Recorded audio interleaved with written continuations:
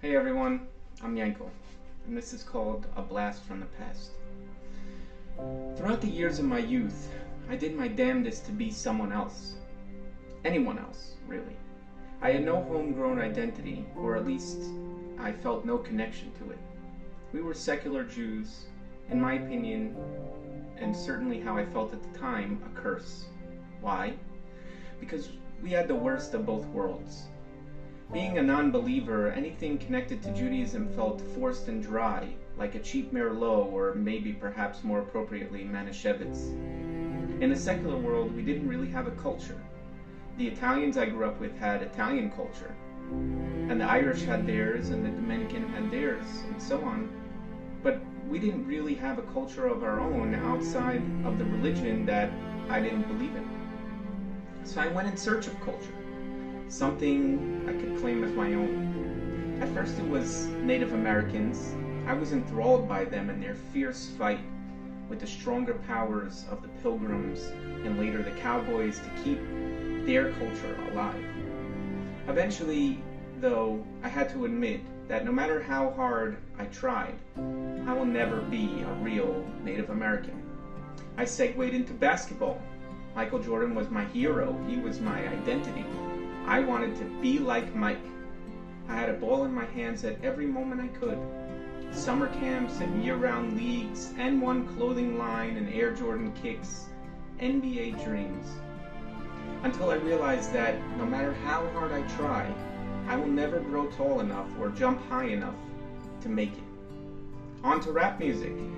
If Eminem could do it, maybe I can too.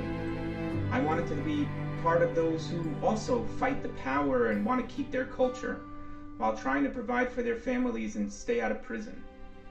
I rapped for a while until I was laughed off a stage, and I realized that no matter how hard I try, I will always be a suburban white kid who doesn't belong on the streets.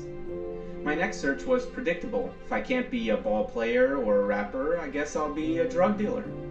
Until I realized that, in fact, I am not a ruthless killer. The moment that my life started to change was when my father and I were spending some time together on a Sunday. I was in a rehab and strictly forbidden from any normal social interactions for fear of relapse. We were driving to our favorite falafel place that had recently moved to a religious Jewish neighborhood.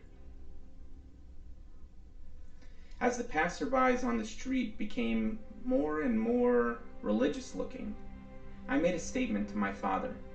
I told him that since Judaism is a religion and not a race, and I don't believe in Judaism as I am an atheist, therefore I am not Jewish. He was silent for a minute. Perhaps he realized the enormity of that moment, or perhaps he didn't. But 20 years have passed since then, and I still remember exactly what he said. He looked at me intently from the rearview mirror and said this: "The Nazis would have killed you anyway." I was shocked. A shiver went through my body. I almost felt like crying, like screaming at a God I didn't believe in at the time. Why do you make your people suffer so much? There's no way to shake this disease. I will always be a Jew in the eyes of the world. No matter how much Sean John I wear, or how baggy my pants are, or how much cocaine I can sell, or how many buckets I can score, or how much face paint I put on, I will always be a Jew. A lot has changed for me since that day until October 7th of this year. I have matured in my opinion of myself and even prideful of who I am. I have a culture now. I am a Jew. When I heard the news about what was happening, I was immediately reminded of my father's fateful words. The Nazis would have killed you anyway. Whether or not you are a hippie Jew, a religious Jew, a rapper Jew, a Native American Jew, a basketball playing Jew, or any other kind of Jew. The Nazis would have killed you anyway.